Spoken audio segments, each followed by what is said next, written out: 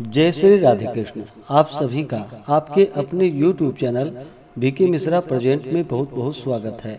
आइए आज आप सब सुनेंगे विष्णु पुराण प्रथम अंश में 17वें अध्याय की कथा। अब तक आपने पिछले अध्यायों का कथा श्रवण नहीं किया हो तो चैनल पे वीडियो अपलोड है या चैनल पे विष्णु पुराण अंश 1 के नाम से प्लेलिस्ट बनाया गया है। आप वहां से पिछले अध्यायों का कथा श्रवण कर सकते हैं। इस अध्याय में हिरण्यकश्यपु का दिग्विजय और प्रहलाद के चरित्रों का वर्णन किया गया है।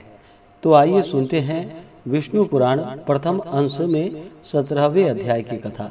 तो बोलिए प्रेम से भगवान विष्णु की जय, माता लक्ष्मी की जय, सर्व देवी देवता की जय। श्री पराशर जी बोले कि हे मैत्रेय, उन सर्वदा उदार चित्त परम बुद्धिमान महात्मा प्रहलाद जी का चरित्र तुम ध्यान पूर्वक श्रवण करो। पूर्व काल में दीति के पुत्र महाबली हिरण्यकश्यपु ने ब्रह्मा जी के वर से गर्भयुक्त सशक्त होकर संपूर्ण त्रिलोकी को अपने वशीभूत कर लिया था। वह दैत्य इंद्र पद का भोग करता था।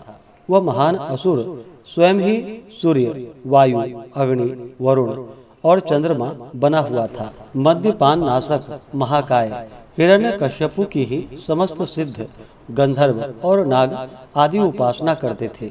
उस दैत्यराज के सामने कोई सिद्धगण तो बाजे बजाकर उसका यशोगान करते और कोई अति प्रसन्न होकर जय जयकार करते, तथा वह असुर राज वहाँ स्फटिक एवं अभ्र शिला के बने हुए मनोहर महलों में, जहाँ अप्सराओं का उत्तम नृत्य हुआ करता था, प्रसन्नता के साथ मद्यपान करता रहता था। उसका प्रहलाद नामक महाभाग्यवान पुत्र था। वह बालक गुरु के यहाँ जाकर बालोचित पाठ पढ़ने लगा। एक दिन वह धर्मात्मा बालक गुरु जी के साथ अपने पिता दैत्यराज के पास गया, जो उस समय मद्यपान में लगा हुआ था। वह स्वयं ही कुबेर और यमराज भी था और वह असुर स्वयं ही संपूर्ण यज्ञ भोगों को भोगता था। हे मुनि सत्तम, उसके भय से देवगण स्वर्ग को छोड़कर मनुष्य शरीर धारण कर भूमंडल में विचरते रहते थे। इस प्रकार संपूर्ण त्रिलोकी को जीतकर त्रिभुवन के वैभव से गर्वित हुआ और गंधर्वों से अपनी स्तुति सुनता हुआ वह अपने अविष्ट भोगों को भोगता था। तब अपने चरणों में झुके हुए अपने परम तेजस्वी पुत्र प्रहलाद जी को उठाकर पिता हिरण्यकश्यपु ने कहा। हिरण्यकश्यपु बोला, वत्स, अब तक अध्ययन में निरंतर तत्पर रहकर तुमने जो कुछ पढ़ा है उसका सारभूत शुभ भाषण हमें सुनाओ। प्रहलाद जी बोले, पिताजी, मेरे मन में जो सबके सारांश रूप से स्थित है वह मैं आपकी आज्ञा अनुसार सुनाता हूँ। सावधान होकर सुनिए। जो आदि, मध्य और अंत से रहित, अजन्मा, वृद्धि, क्षय, शून्य और अच्युत हैं, समस्त कारणों के कारण तथा जगत के स्थिति और अंतकर्ता उन श्री हरि को मैं प्रणाम करता हूँ। श्री पराशर जी बोले, यह सुन दैत्यराज हिरण्यकश्यपु ने क्रोध से नेत्र लाल कर प्रहलाद के गुरु की ओर देखकर कांपते हुए ओठों से कहा।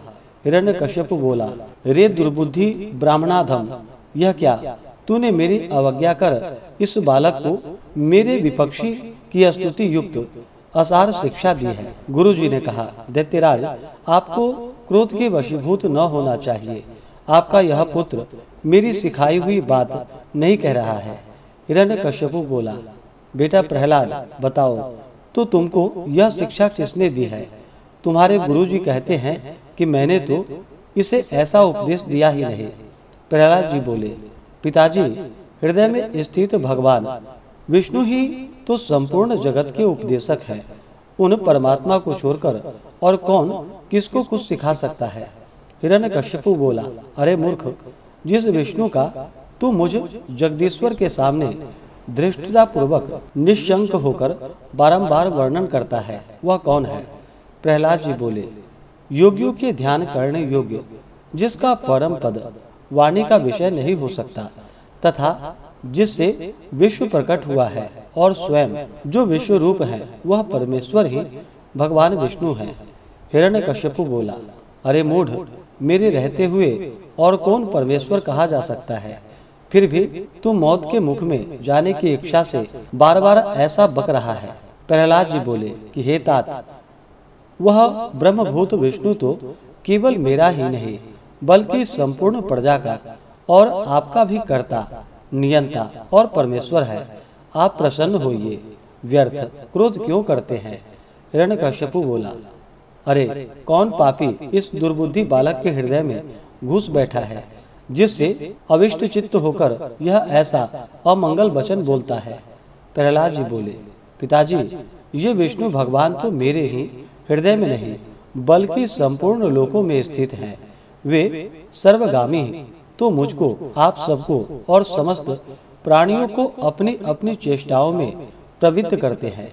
हिरण्यकश्यपु बोला, इस पापी को यहाँ से निकालो और गुरु के यहाँ ले जाकर इसका भली प्रकार शासन करो। इस दुर्मति को न जाने किसने मेरे विपक्षी की प्रशंसा में नियुक्त कर दिया है। श्री पराशर जी बोले, उसके ऐसा कहने पर दैत्यगण उस बालक को फिर गुरु जी के यहाँ ले गए और वे वहाँ गुरु जी की रात दिन भली प्रकार सेवा शुश्रूषा करते हुए विद्या अध्ययन करने लगे। बहुत काल व्यतीत हो जाने पर दैत्यराज ने प्रहलाद जी को फिर बुलाया और कहा, बेटा आज कोई गाथा कथा सुनाओ।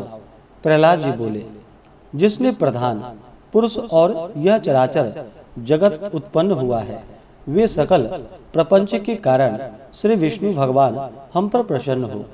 हिरण्यकश्यपु बोला, अरे यह बड़ा दुर्मात्मा है, इसको मार डालो। अब इसके जीने से कोई लाभ नहीं है, क्योंकि स्वपक्षी की ही हानि कराने वाला होने से यह तो अपने कुल के लिए अंगार रूप हो गया है।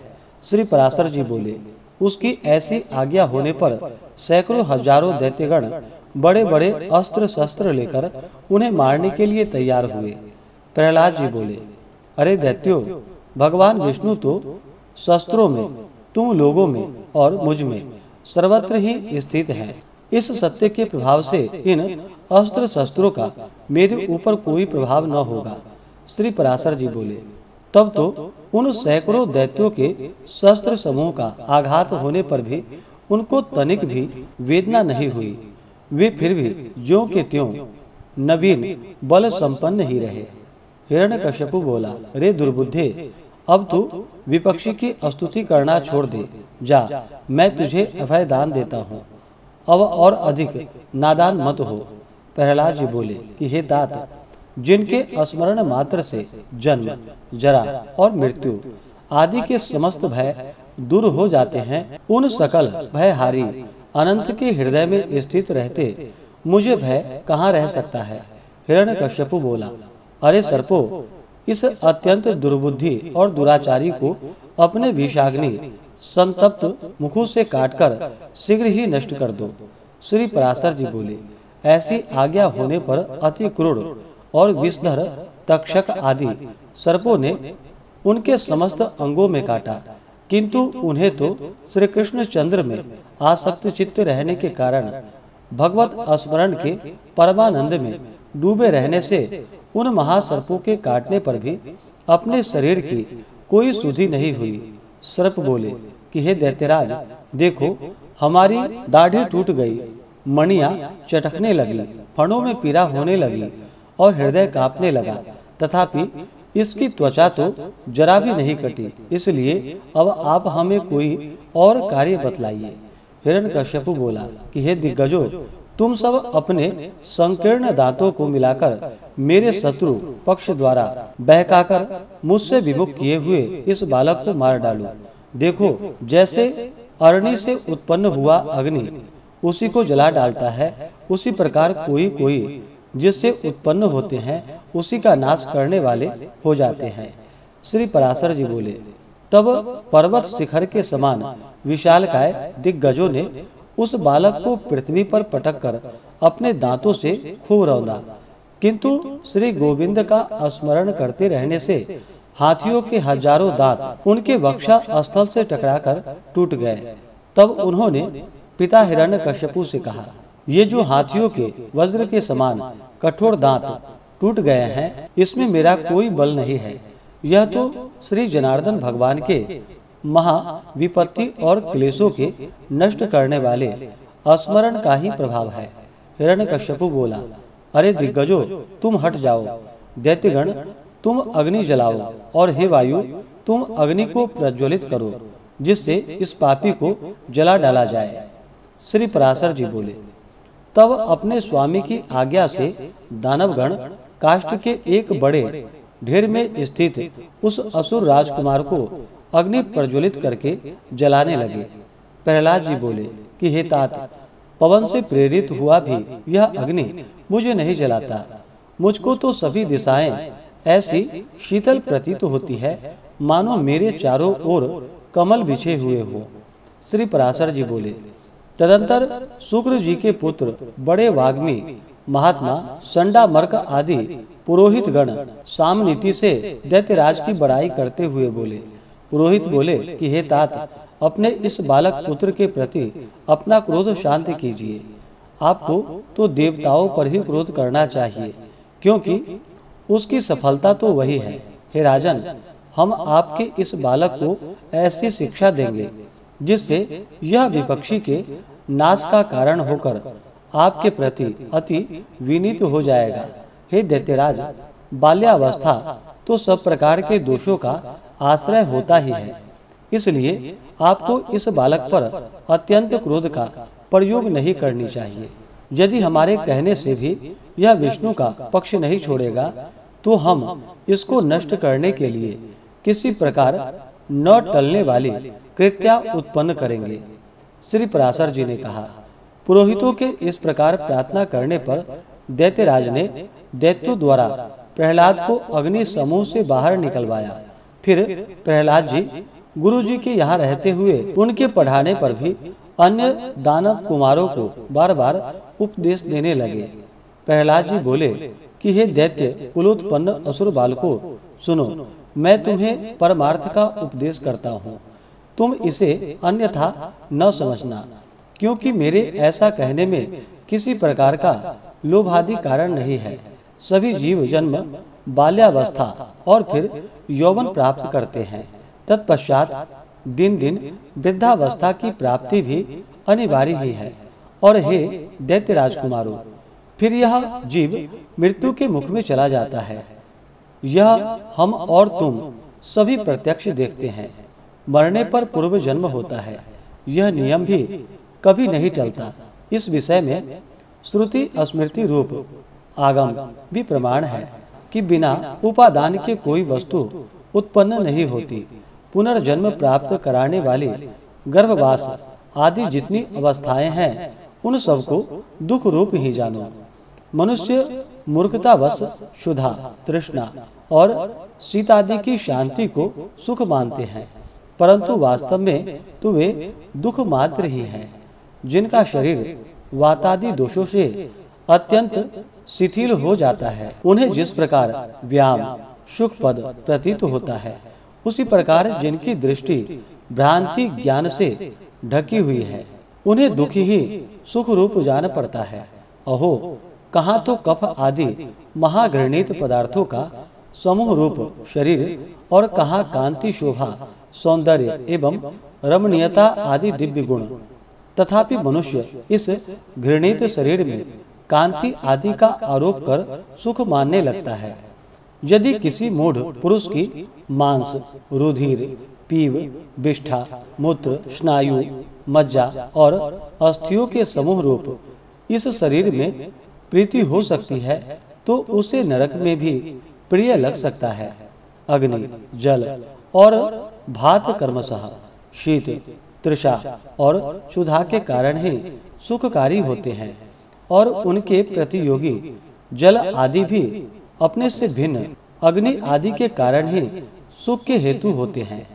हे दैत्य राजकुमारों, विषयों का जितना जितना संग्रह किया जाता है, उतना उतना ही वे मनुष्य के चित्त में दुख बढ़ाते हैं। जीव अपने मन को प्रिय लगने वाले जितने ही संबंधों को बढ़ाता है, उतने ही उसके हृदय में शोक रूपी शल्य यानी कि कांटे स्थिर हो जाते हैं। घर में जो कुछ धन धान्य आदि होते हैं, मनुष्य जहाँ जहाँ परदेश में रहने पर भी वे पदार्थ उसके चित्त में बने रहते हैं और उनके नाश और दाह आदि की सामग्री भी उसी में मौजूद रहती है। अर्थात घर में स्थित पदार्थों के सुरक्षित रहने पर भी मन स्थिति पदार्थों के नाश आदि की भावना से पदार्थ नाशक दुख प्राप्त हो जाता है। इस प्रकार जीते जी तो यहाँ महान दुख होता ही है। मरने पर भी यम यातनाओं का और गर्भ प्रवेश का उग्र कष्ट भोगना पड़ता है। यदि तुम्हें गर्भवास में लेश मात्र भी सुख का अनुमान होता हो तो कहो, सारा संसार इसी प्रकार अत्यंत दुखमय है। इसलिए दुखों के परम आश्रय इस संसार समुद्र में एकमात्र विष्णु भगवान ही आप लोगों की परम गति हैं। यह मैं सर्वथा सत्य कहता हूँ। ऐसा मत समझो कि हम तो अभी बालक हैं, क्योंकि जरा, यौवन और जन्म आदि अवस्थाएं तो देह के ही धर्म है। शरीर का अधिष्ठाता आत्मा तो नित्य है, उसमें यह कोई धर्म नहीं है। जो मनुष्य ऐसी दुराशाओं के विक्षिप्त चित्त रहता है कि अभी मैं बालक हूँ, इसलिए इच्छानुसार खेल कूद लूँ, युवावस्था प्राप्त होने पर कल्याण साधना का यत्न करूँगा, फिर युवा होने पर कहता है कि अभी तो मैं युवा हूँ, बुढ़ापे में आत्म कल्याण कर लूँगा, और वृद्ध होने पर सोचता है कि अब मैं बूढ़ा हो गया, अब तो मेरी इंद्रियां अपने कर्मों में प्रवृत्त ही नहीं होती, शरीर के शिथिल हो जाने पर अब मैं क्या कर सकता हूँ। सामर्थ्य रहते तो मैंने कुछ किया ही नहीं। वह अपने कल्याण पथ पर कभी अग्रसर नहीं होता, केवल भोग तृष्णा में ही व्याकुल रहता है। मूर्ख लोग अपनी बाल्यावस्था में खेल कूद में लगे रहते हैं, युवावस्था में विषयों में फंस जाते हैं और बुढ़ापा आने पर उसे असमर्थता के कारण व्यर्थ ही काटते हैं। इसलिए विवेकी पुरुषों को चाहिए कि देह की बाल्य, यौवन और वृद्ध आदि अवस्थाओं की अपेक्षा न करके बाल्यावस्था में ही अपने कल्याण का यत्न करे। मैंने तुम लोगों से जो कुछ कहा है उसे यदि तुम मिथ्या नहीं समझते तो मेरी प्रसन्नता के लिए ही बंधनों को छुटाने वाले श्री विष्णु भगवान का स्मरण करो। उनका स्मरण करने में परिश्रम भी क्या है, और स्मरण मात्र से ही वे अति शुभ फल देते हैं, तथा रात दिन उन्हीं का स्मरण करने वालों का भी पाप नष्ट हो जाता है। उन सर्वभूतस्थ प्रभु में तुम्हारी बुद्धि अहर्निश लगी रहे और उनमें निरंतर तुम्हारा प्रेम बढ़े। इस प्रकार तुम्हारे समस्त क्लेश दूर हो जाएंगे। जबकि यह सभी संसार ताप त्रय से दग्ध हो रहा है, तो इन बेचारे सोचनीय जीवों से कौन बुद्धिमान द्वेष करेगा। यदि ऐसा दिखाई दे कि और जीव तो आनंद में है और मैं ही परम शक्तिहीन हूँ, तब भी प्रसन्नता ही होनी चाहिए, क्योंकि द्वेष का फल तो दुख रूप ही है।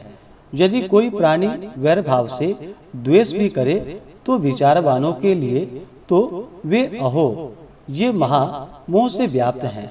इस प्रकार अत्यंत सोचनीय है। हे दैत्यगण, ये मैंने भिन्न भिन्न दृष्टि वालों के विकल्प भिन्न भिन्न उपाय कहे। अब उनका समन्वय पूर्वक संक्षिप्त विचार सुनो। यह संपूर्ण जगत सर्वभूतमय भगवान विष्णु का विस्तार है, अतः विलक्षण पुरुषों को इसे आत्मा के समान अभेद रूप से देखनी चाहिए।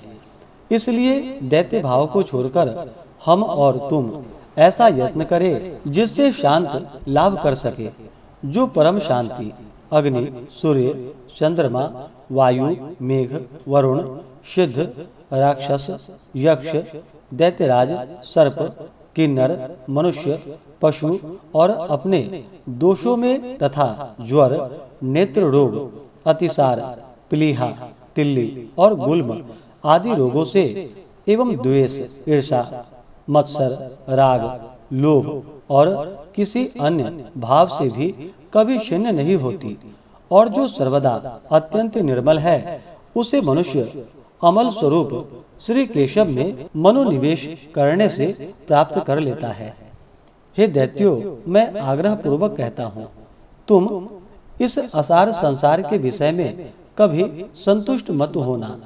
तुम सर्वत्र समदृष्टि करो, क्योंकि समता ही श्री अच्युत की वास्तविक आराधना है। उन अच्युत के प्रसन्न होने पर फिर संसार में दुर्लभ ही क्या है।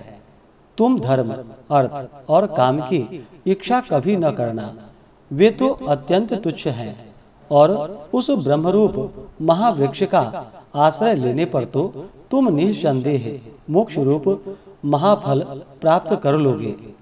इस प्रकार से श्री विष्णु पुराण प्रथम अंश में 17वें अध्याय की कथा पूर्ण हुई। तो बोलिए प्रेम से भगवान विष्णु की जय, माता लक्ष्मी की जय, सर्वदेवी देवता की जय। इसी प्रकार से अगर आप सब आगे के अध्यायों को सुनना चाहते हो, चैनल पे अगर आप पहली बार आए हैं तो चैनल को लाल बटन दबा करके सब्सक्राइब करें, साथ में बेल आइकन घंटी को दबाएं, ताकि आने वाली वीडियो का नोटिफिकेशन आपको समय से मिलता रहे। वीडियो को लाइक करें, शेयर करें। सुखी रहें और स्वस्थ रहें। जय श्री राधे कृष्ण। धन्यवाद।